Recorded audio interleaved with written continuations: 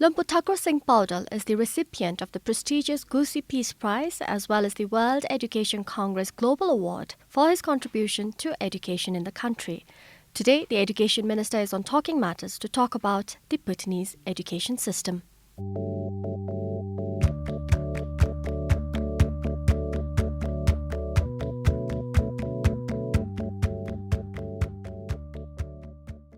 Lumpur, you've won so many awards, accolades. People say that you are doing a very good job as the Education Minister of Bhutan.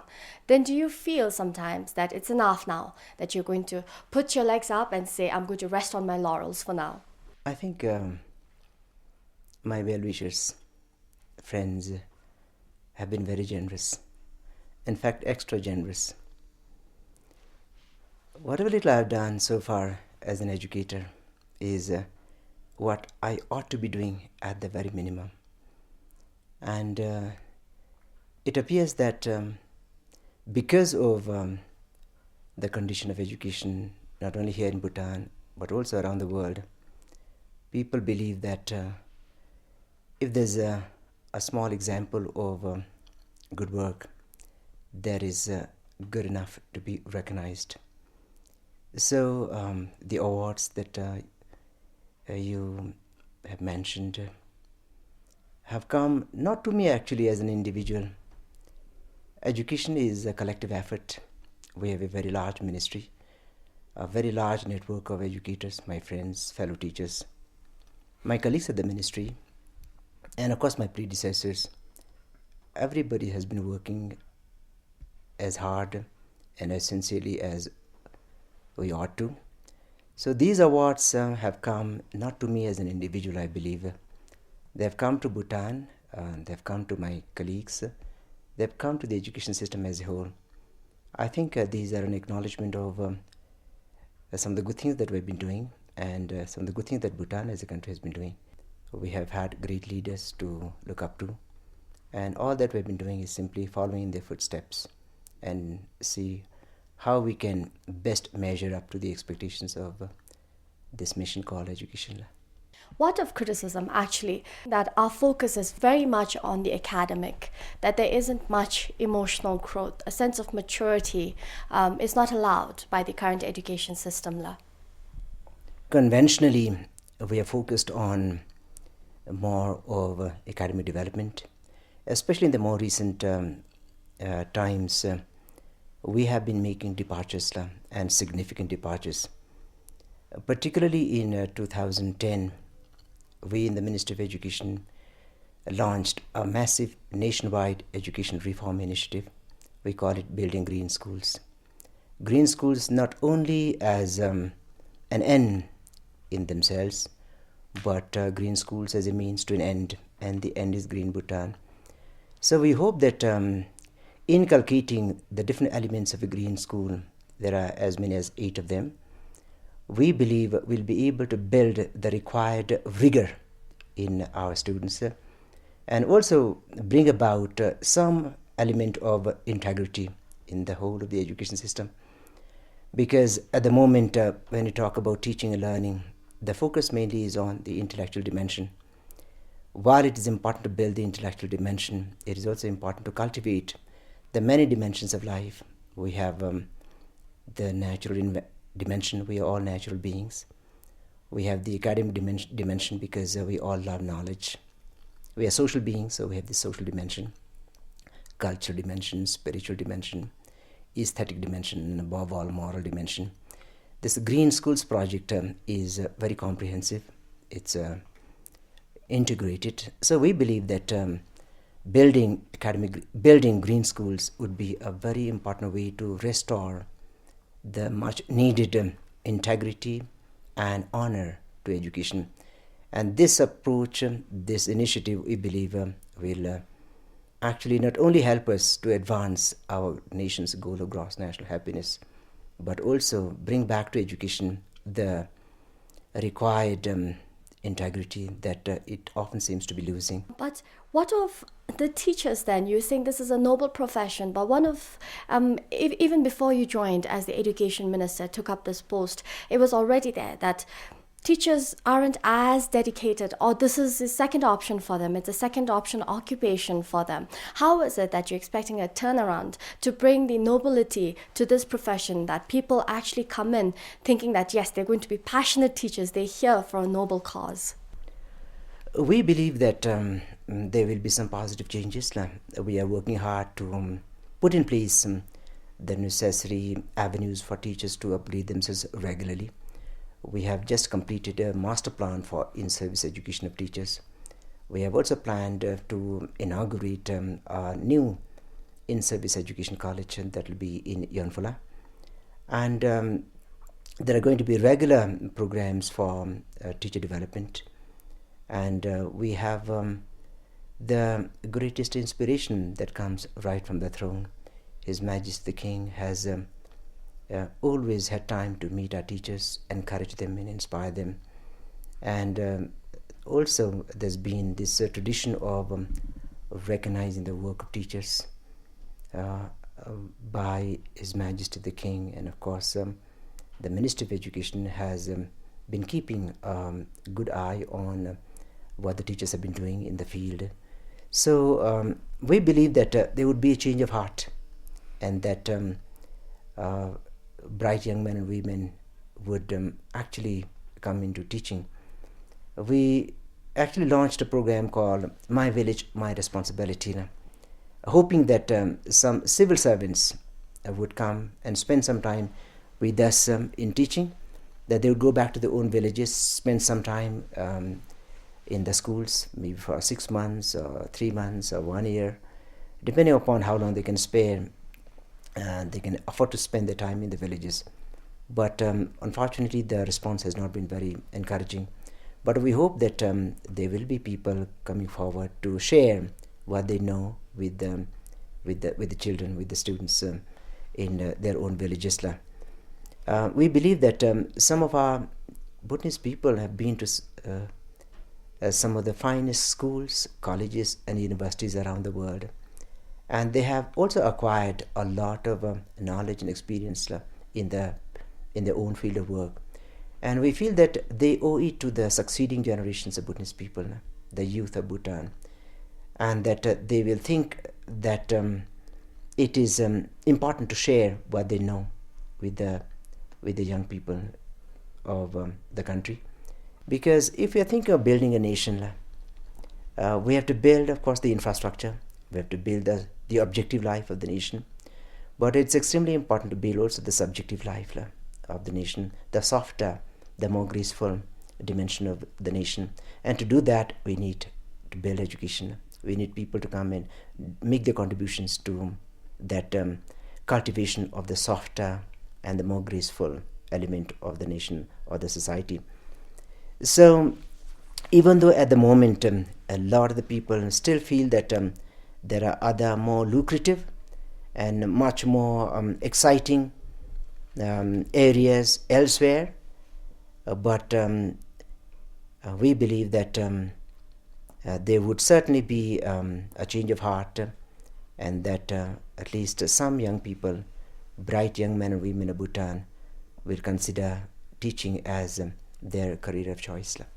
You have this wonderful vision as the education minister, and of course for the education ministry as well. You just pointed this out through the course of the interview so far. But is it frustrating for you then when you have when the media reports instances of how teachers, like you were saying, a love for children is an important criteria for becoming a teacher in Bhutan, when children are being abused physically in schools, when we've heard of corporal punishment, which is taken to another level that you can't believe that it's possible that a human being could subject another human being to certain forms of physical torture, then is it frustrating for you? Do you feel impotent when you hear instances of such incidences?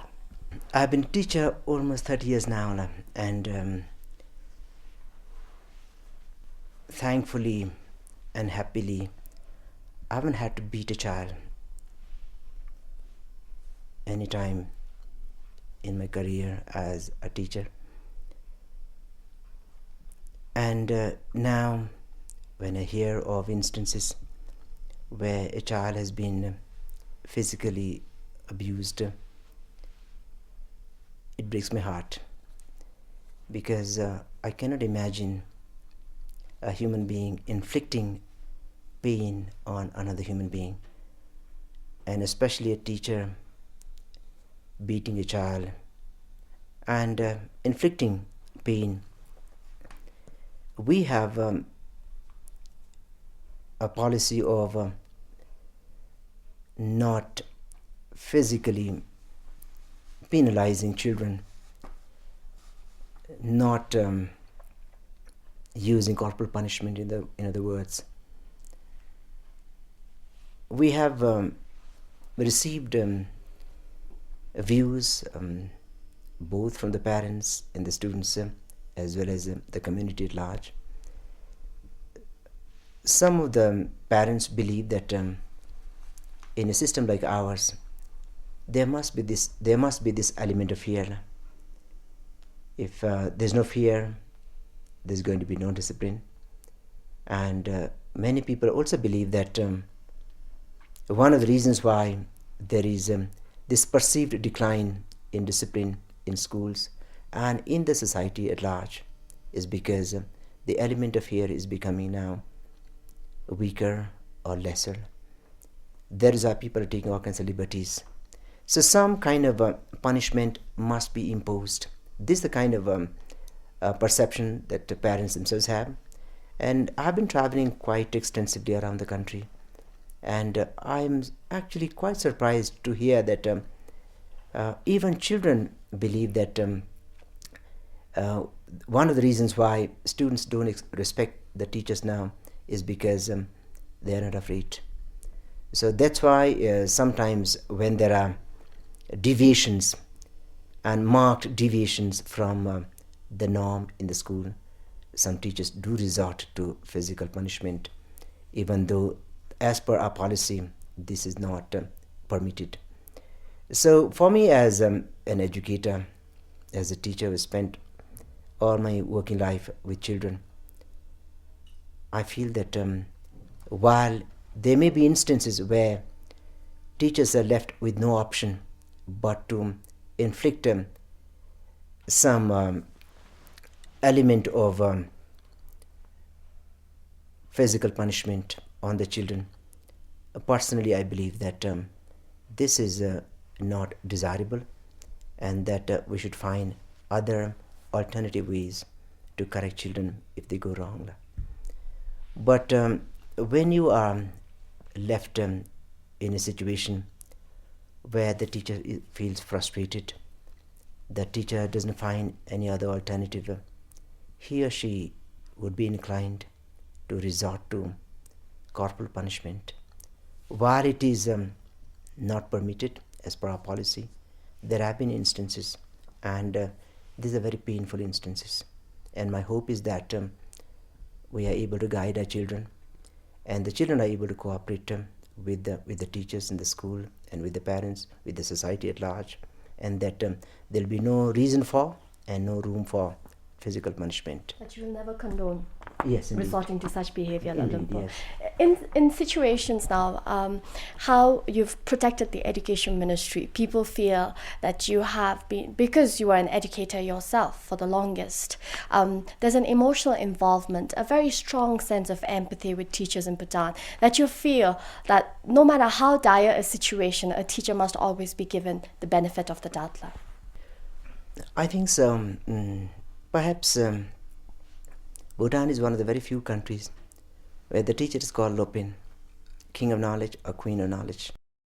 The teacher is an embodiment of the culture of the society. The teacher is an embodiment of knowledge.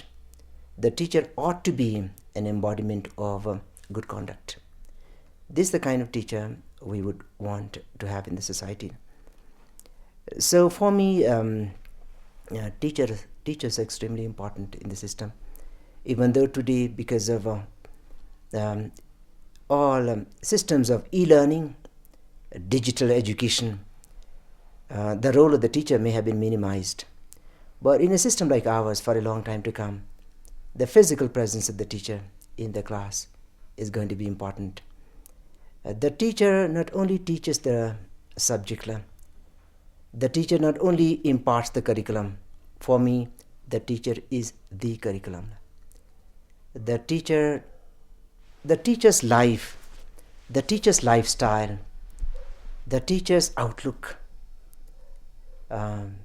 attitude, behavior, conduct, all are extremely important, because everything about the teacher is noticed by the students.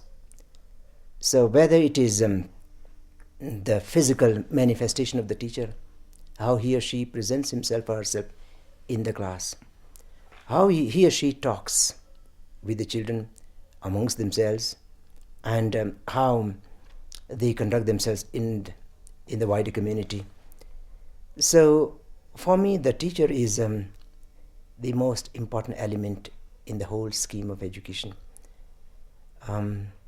If we have a good teacher, he or she can make up for the deficiencies in terms of resources, in terms of facilities.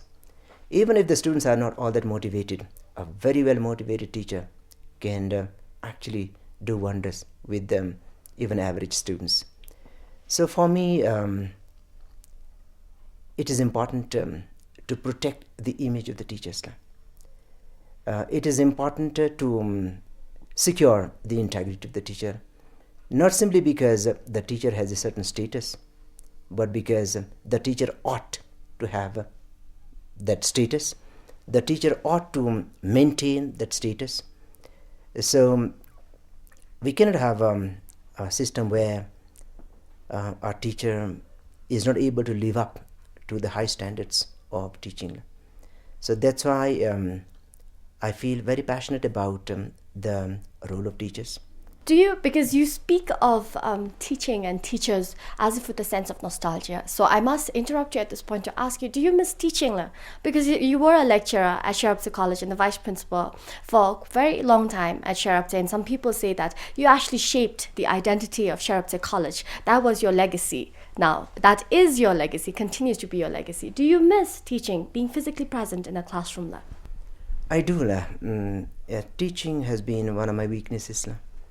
I have enjoyed not only teaching my subject, but I have enjoyed the company of my students.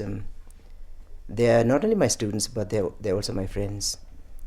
So teaching has allowed me not only to share with my students what I know about my own field, but it has allowed me a space to share with them several batches of Bhutanese young men and women my deep convictions about our country, my deep convictions about development, my deep convictions about what it is to be a human being, what it is to be Bhutanese, what ought to be the relationship between citizens and the state.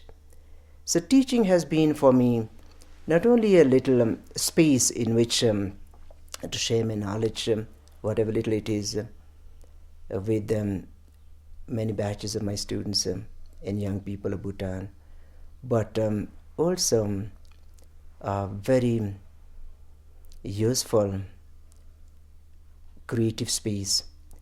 But certainly being in the class and being deeply involved in discovering the great ideas hidden away in the subject have been one of the most enjoyable experiences of my life.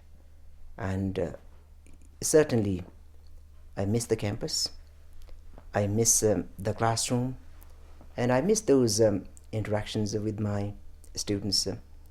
There is also the reason why I make it a point to run out of my office as often as possible and visit schools, meet students and teachers. At the moment, I believe that the size of my classroom has expanded. I keep in close touch with the students in schools, in colleges. So it is not a total separation as such, but certainly not like being in the class. There are challenges, although you're saying how there should be a development to the softer side of the country as well, and this is what you're contributing to as the education minister. But there are challenges. I mean, it's almost as if you have been forced to walk the middle path. You can see things happening on your left, on your right. So how is it that you still maintain your composure and you know that you're headed in the right direction now? It's very important to keep this balance, I believe. We have no illusions about the challenges. We have a very large network of schools and institutions across the country. Almost 1/3 of the population of the country is in the schools. And this is a very, very sensitive group of people, the children of Bhutan, the students, young boys and girls.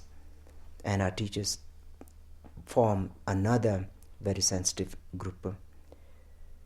And ensuring that all the children of Bhutan get education is very important.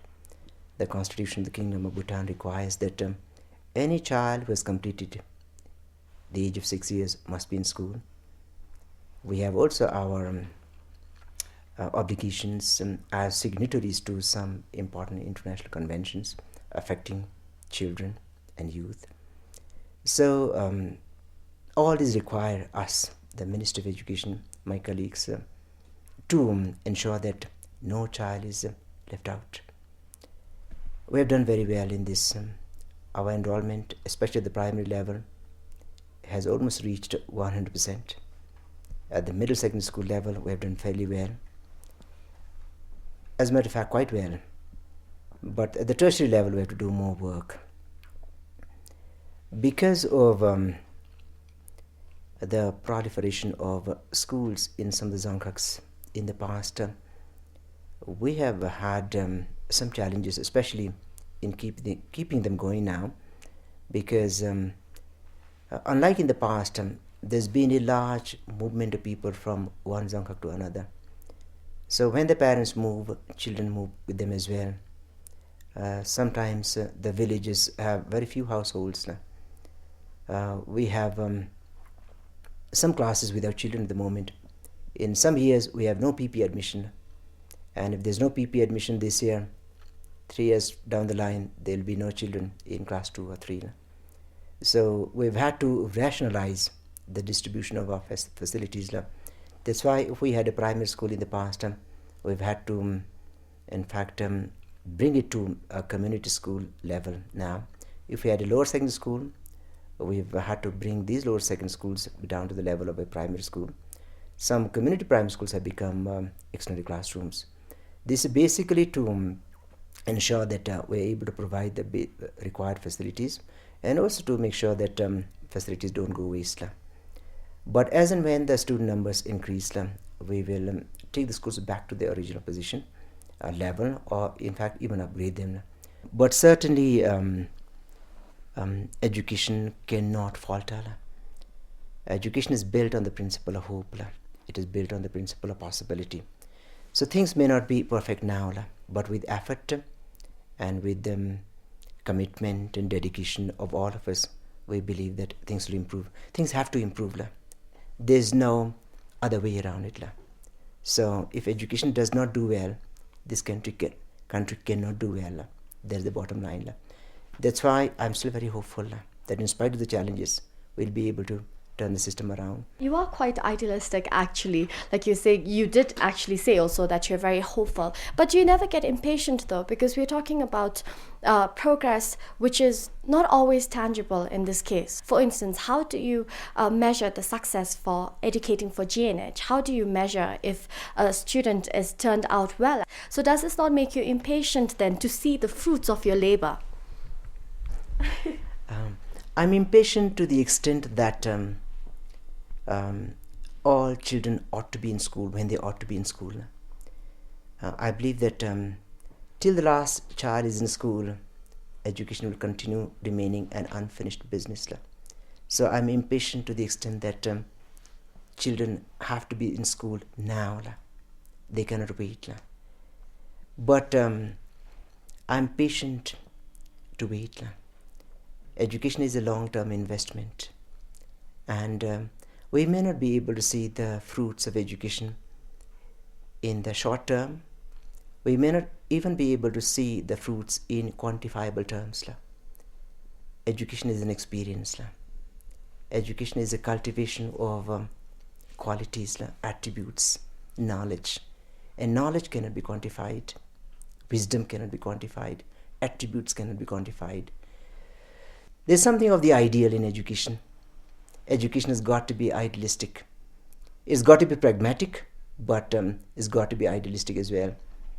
So we are, in a way, trying to follow the middle path. Education as a means to an end, but education also as an end in itself. And with that, I would like to thank Your Excellency for agreeing to come on Talking Matters and talk about education. Thank you so much, Salam. Thank you very much indeed.